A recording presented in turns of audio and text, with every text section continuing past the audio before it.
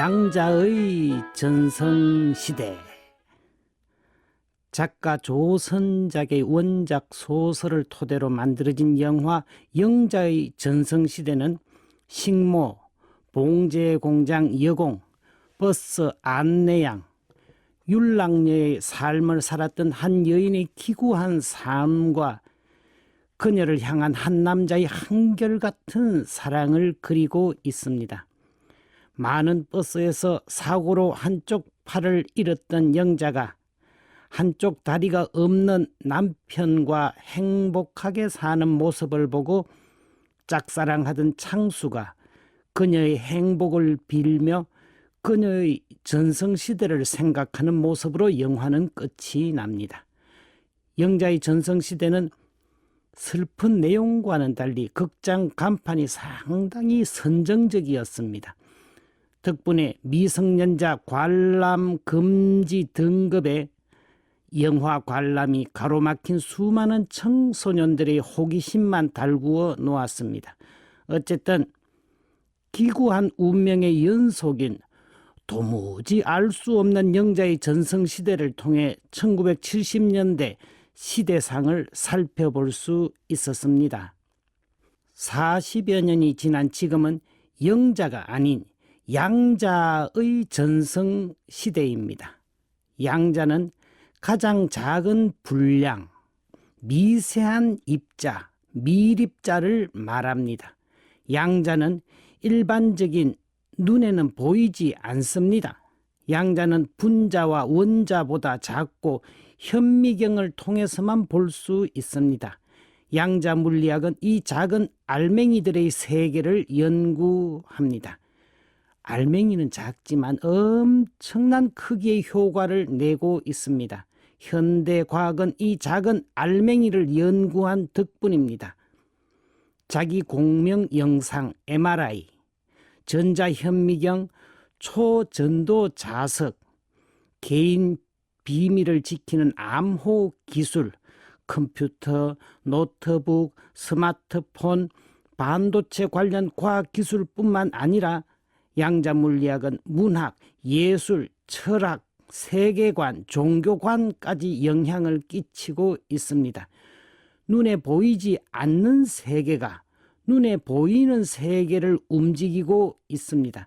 그야말로 양자의 전성시대입니다. 경제도 사람의 수명도 양자에게 달려 있습니다.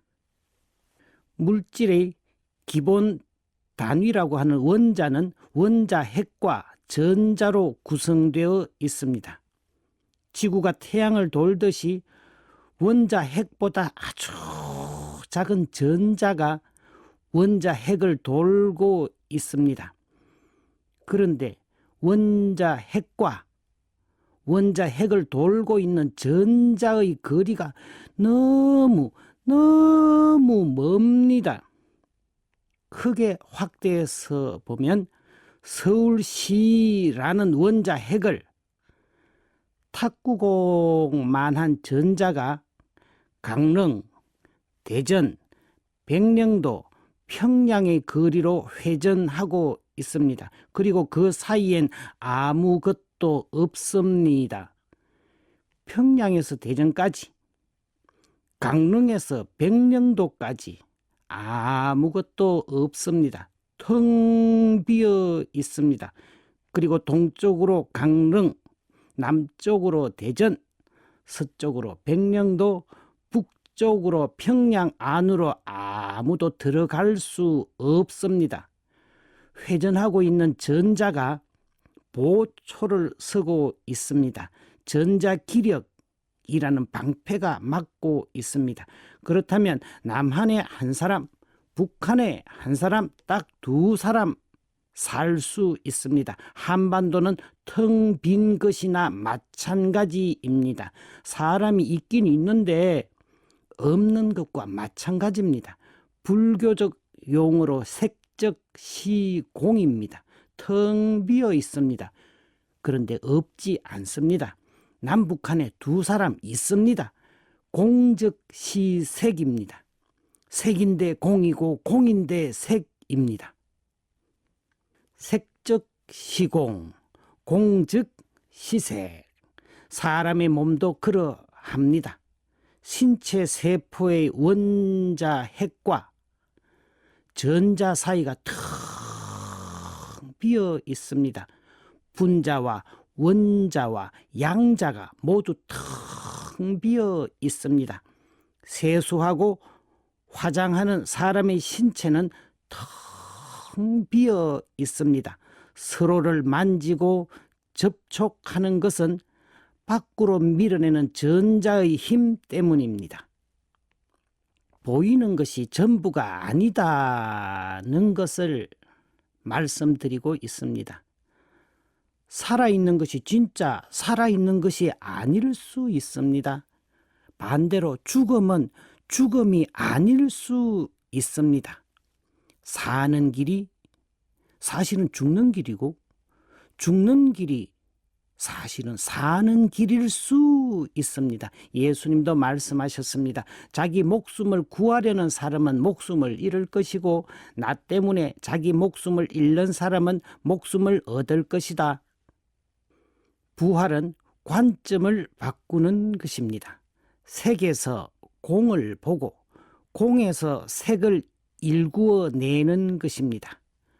눈에 보이는 세상에서 허물을 보고 허무의 세상에서 하느님의 생명력을 발견하는 것입니다. 세상 부귀 영화를 모두 누렸던 솔로몬 임금은 헛되고 헛되도다. 세상 만사 헛되도다. 다 지나가는 인생이다. 땅은 그대로인데 사람만 지나간다. 강물이 바다로 흘러들어도 바다는 표시도 없다. 아무도 제대로 보지도 듣지도 말하지도 못한다.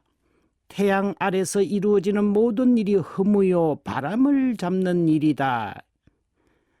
바오로 사도는 이 세상의 형체는 사라지고 있으니 보이지 않는 하느님 나라를 추구하라고 하였습니다. 보이는 색만 중요시할 게 아니라 보이지 않는 공도 존중해야 합니다. 보이지 않는 하느님께 대한 믿음도 귀하게 여겨야 합니다. 우리는 세상이 하느님의 말씀으로 마련되었음을 따라서 보이는 것이 보이지 않는 것에서 나왔음을 믿음으로써 깨닫습니다. 히브리서의 말씀입니다. 그 믿음의 사람들은 색의 세계에 살면서 공의 삶을 살았습니다. 이 세상에 집착하지 않았습니다. 그들은 이 세상에 살면서 이방인처럼 나그네처럼 살았습니다. 자기들의 참 고향을 하늘에 두고 살았습니다. 예수님은 누구든지 나를 따르고자 하는 사람은 자기를 버려라 하셨습니다. 버리는 것, 비우는 것이 제일 먼저 할 일입니다. 내 몸의 양자세포는 원래 텅 비어 있었습니다.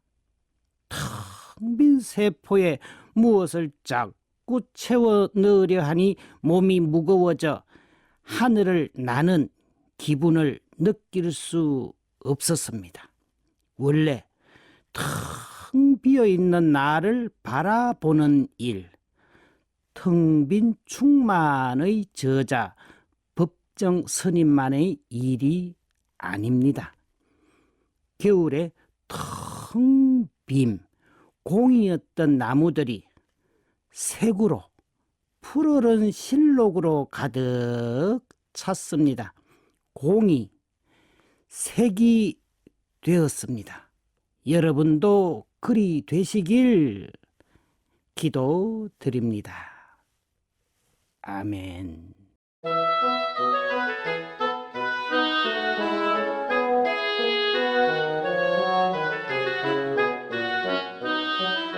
이 방송은 여러분의 거룩한 후원금으로 제작되었습니다. 하느님 보시기에 아름다운 세상을 가꾸시는 여러분, 하느님 주시는 축복 많이 받으세요.